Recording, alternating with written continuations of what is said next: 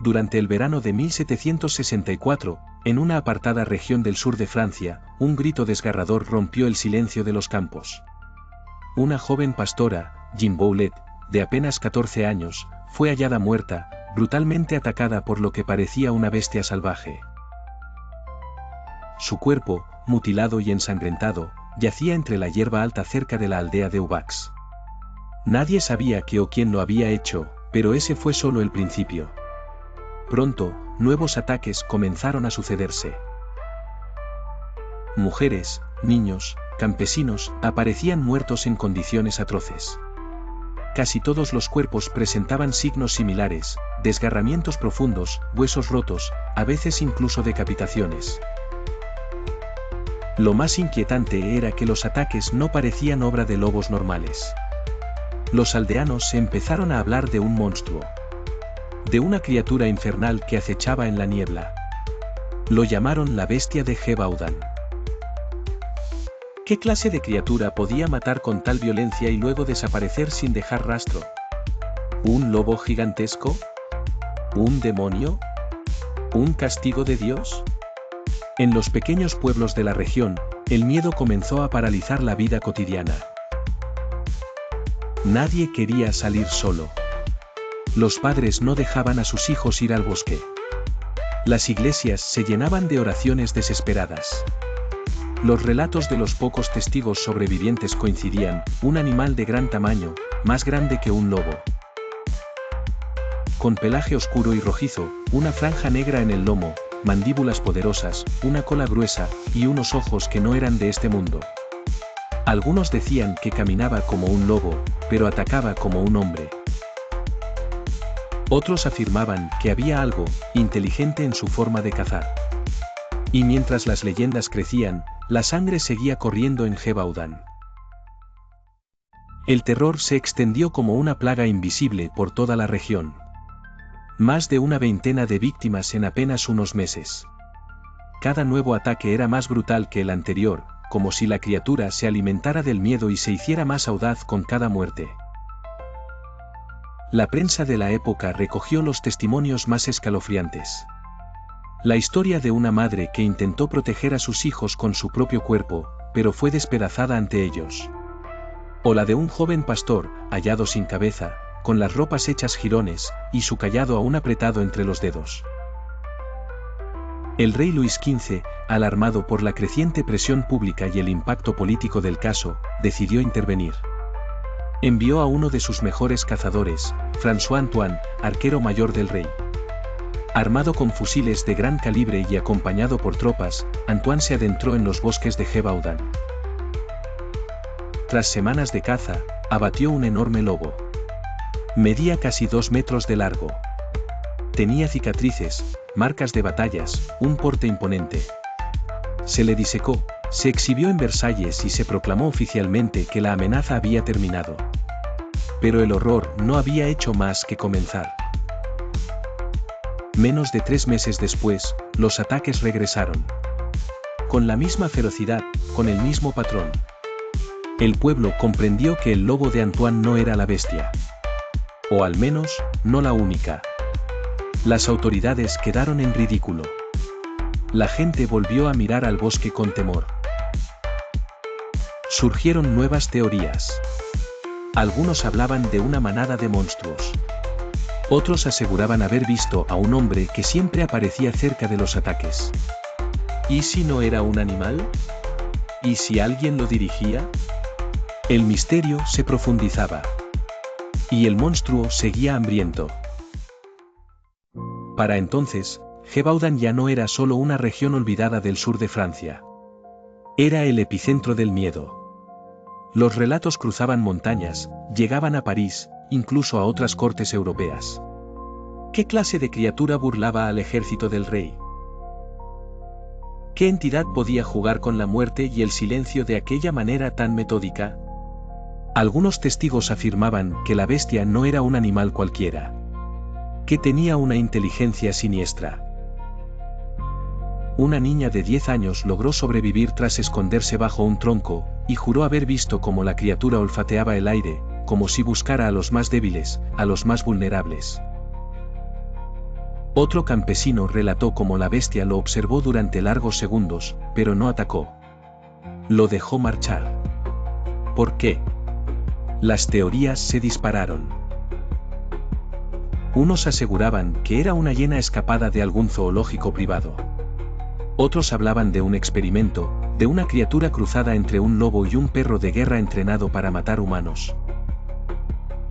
Incluso hubo quienes juraron que era un castigo divino, un ser enviado para purgar los pecados del pueblo.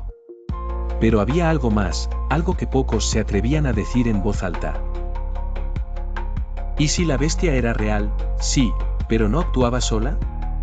Surgió el nombre de Jean Chastel, un hombre enigmático, silencioso, de mirada dura, cazador solitario, amante de los libros y los silencios. Durante mucho tiempo, nadie le prestó atención. Pero con el paso de los meses, su figura empezó a crecer entre rumores. Decían que conocía mejor que nadie los bosques, que hablaba con los curas. No temía caminar de noche.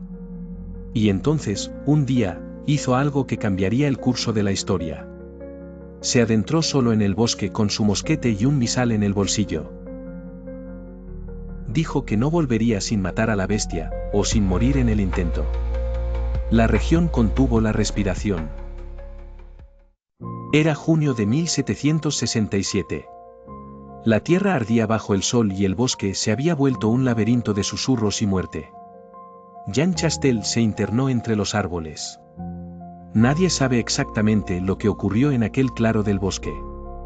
No hubo testigos. Solo disparos, y un silencio demasiado largo. Horas después, Chastel emergió de entre la maleza. En sus manos llevaba el cuerpo de una criatura. No era un simple lobo. Medía más de 1,5 metros de largo, tenía una cabeza desproporcionada, orejas puntiagudas, una mirada vacía, y unas patas traseras extrañamente largas, casi humanas. Dijo que había rezado antes de disparar. Que el animal lo miró fijamente, sin moverse, como si supiera que era el final. Que no había luchado. Solo esperó. Ese fue el último ataque registrado. El cuerpo de la bestia fue enterrado sin ceremonia, sin análisis, sin preguntas. El rey no quiso saber más. El pueblo respiró aliviado, pero en voz baja, como si la pesadilla aún pudiera despertar. Los años pasaron, pero las preguntas siguieron flotando en el aire. ¿Era esa la verdadera bestia de Gévaudan? ¿Por qué se detuvieron los ataques justo después de su muerte? ¿Por qué Chastel, y solo él, fue capaz de matarla? Algunos dicen que la criatura era única, un error de la naturaleza o del hombre. Otros creen que había una mente detrás, que la bestia era un instrumento, una herramienta de terror dirigida por alguien que conocía el miedo de las personas. Pero la verdad, como tantas veces, quedó enterrada con los cuerpos. Y con la bestia. Hoy, más de 2 siglos después, nadie ha podido explicar del todo lo que ocurrió en Gévaudan. Los registros existen, los nombres están escritos, las heridas siguen en los libros, pero la criatura se desvaneció entre las brumas del tiempo, dejando tras de sí una sombra que nunca se ha ido del todo. Una sombra que aún hoy, en ciertas noches, parece moverse entre los árboles. Quizás por eso, el mito de la bestia de Gévaudan ha resistido el paso de los siglos. Porque no es solo una historia de dientes y garras. Es una historia de miedo colectivo. De cómo un pueblo entero fue dominado no solo por una criatura desconocida, y por la sospecha de que el verdadero monstruo podría tener rostro humano. Los historiadores han intentado explicar el fenómeno con lógica. Algunos atribuyen los ataques a una serie de lobos agresivos. Otros mencionan enfermedades mentales, histeria colectiva, o incluso manipulaciones políticas. Hay quien dice que Chastel no mató a un animal salvaje, sino a una bestia que él mismo había criado.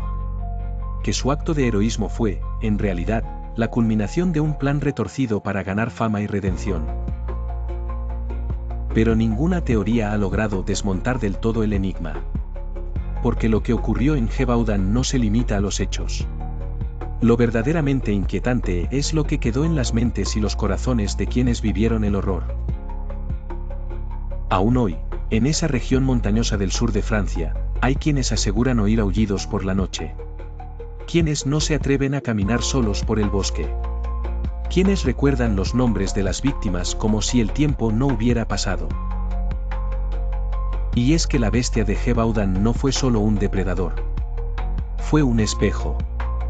Uno en el que los humanos vieron lo que más temían, lo desconocido, lo incontrolable, lo que no puede explicarse. Y tal vez, eso es lo más aterrador de todo. Porque puede que la bestia esté muerta. O puede que simplemente, esté esperando. Entre las sombras. Entre los árboles. Entre nosotros. Silenciosa. Paciente. Eterna.